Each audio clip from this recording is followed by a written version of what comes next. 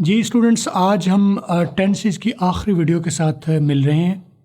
20 videos کا میں نے وعدہ کیا، گو کے درمیان میں میرے ذہن میں اور بھی کافی ساری باتیں آئیں، وہ کبھی اور صحیح یا وہ فل کورس میں صحیح۔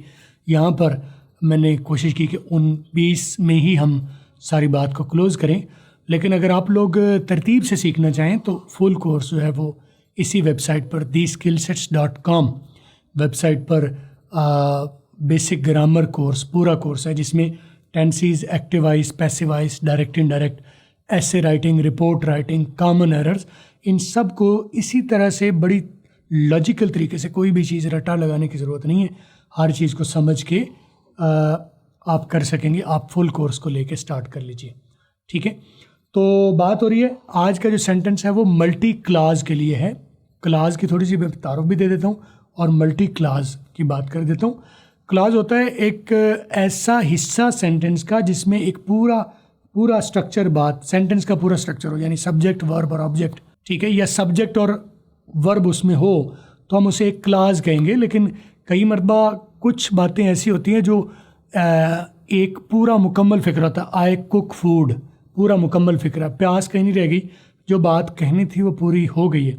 لیکن کئی مرتبہ ہوتا ہے کہ کچھ کلاسز، ایک کلاس دوسری کلاس کے اوپر ڈپینڈنٹ ہوتی ہے، وہ تب تک اس کی سمجھ نہیں آتی جب تک باقی حصہ کور نہ کیا جائے، تو ان کو کہتے ہیں Claus.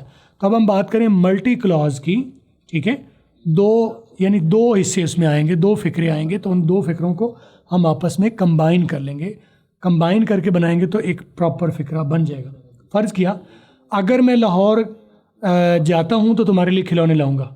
If I go to Lahore I will bring toys for you, ٹھیک ہے؟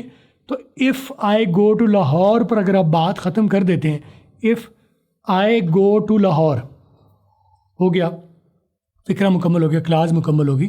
تو فکرہ تو مکمل، اسٹرکچر وائز تو مکمل ہو گیا ہے، سبجیکٹ، ورب، آبجیکٹ مکمل ہو گیا، لیکن بات مکمل نہیں ہوئی، اس سے پیاس رہ رہی ہے، لگتا ہے کوئی بات آگے اور ہے۔ تو if I go to Lahore, اگر اف لگ رہا ہے تو پھر یہ ڈپینڈنٹ ہو رہی ہے، اگلی انڈیپینڈنٹ ہے۔ تو کوئی بھی اگر ڈپینڈنٹ کلاس ہو رہی ہے تو اسے ایک انڈیپینڈنٹ کلاس لازمی چاہیے۔ کوئی فکرہ ایسا بھی ہو سکتا ہے اس میں ایک انڈیپینڈنٹ کلاس اور ایک ڈپینڈنٹ کلاس ہے، یا ایسا بھی ہو سکتا ہے کہ ایک سے زیادہ ڈپینڈنٹ کلاس ہیں، ایک انڈیپینڈنٹ کلاس ہے، یا ایسا بھی ہو سکتا ہے کہ ایک سے زیادہ انڈیپینڈنٹ کلاسز ہیں اور ایک سے زیادہ ڈپینڈنٹ کلاسز بھی ہیں۔ تو بہرحال یہ ایک لمبی اسٹوری ہے، یہ ایڈوانس گرامر میں ہم چل کے سیکھیں گے، ابھی ان کا بتانا ضروری نہیں ہے۔ ابھی جو کہنا ضروری ہے وہ یہ ہے کہ اگر دو کلاسز آ رہی ہیں تو اگر ایک پریزنٹ میں تو دوسری آپ پریزنٹ میں لگا سکتے ہیں، ایک پاسٹ میں ہے تو دوسری بھی آپ پاسٹ میں لگا سکتے ہیں، لیکن اگر ایک فیوچر میں ہو تو دوسری کو آپ کو پریزنٹ کرنا پڑے گا، وہ چاہے انڈیپینڈنٹ کو کر لیں چاہے ڈیپینڈنٹ کو کر لیں۔ اگر ایک کلاس فیوچر میں آ گئی تو دوسری آپ فیوچر میں نہیں کر سکتے، دونوں فیوچر، یعنی پریزنٹ ٹو پریزنٹ فالو ہو سکتی ہے، پاسٹ ٹو پاسٹ فالو ہو سکتی ہے، لیکن فیوچر ٹو فیوچر فالو نہیں ہو سکتی۔